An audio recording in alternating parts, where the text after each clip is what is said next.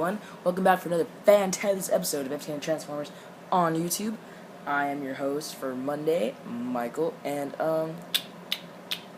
it's a holiday today, so no classes! Yay! I'm not gonna edit this because this topic is pretty simple, actually. Our topic this week is gender identity versus sexual orientation, and we're just to discuss the difference. And so, as most people know, sexual orientation is things like gay, lesbian, bisexual, pansexual, anything with a sexual on it, really. Sexual orientation, sexual, and then gender identity is how someone identifies themselves. They can be male-bodied, meaning they were born with male genitalia at birth. They can identify as a male, and then they can express themselves as a male, and they all line up as a male. Or they can be born as male, identify as female, express themselves as female, and identify as female.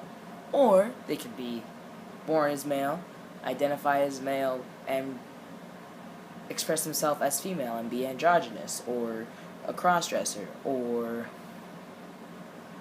transgender for all they want. They could be born a male, identify as female, and express themselves masculinely. You can still do that. Same exact way with women, or F to M's.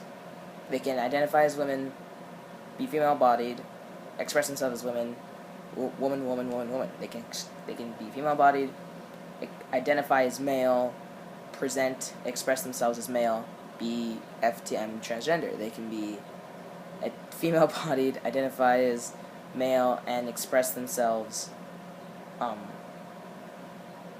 masculinely, femininely, and they can be androgynous or, whatever. So, you can have any mixture of identities, because your identity encompasses your sex, your gender identity, and then your, how you express that identity. And so, there's always lots of arguments about, like, people who are trans, and they do the flip thing, where it'll be like female, male, female. So say like an FTM identifies as male, obviously, but then still expresses themselves in a very feminine way. People are always like, "Oh, what? Why aren't you just gay then? Or why aren't you just..." No, they're not the same. So you can be whatever sexual orientation regardless of your gender identity and how you express that and what's in your pants, obviously. Yeah, like, I don't know what else to say. It's pretty simple, and I don't understand why some people don't understand. It's really weird, and, most people are smart enough to know the difference. Although, like, my parents were like that. My parents were like, well, if you like men, why don't you just stay a woman? And I was like, but I'm not a woman. I'm a man. I'm a gay man. And they don't understand it. And they said the same thing about lesbians. Like, people who are a person who was woman identified, was born female, but who dresses masculinely and likes women,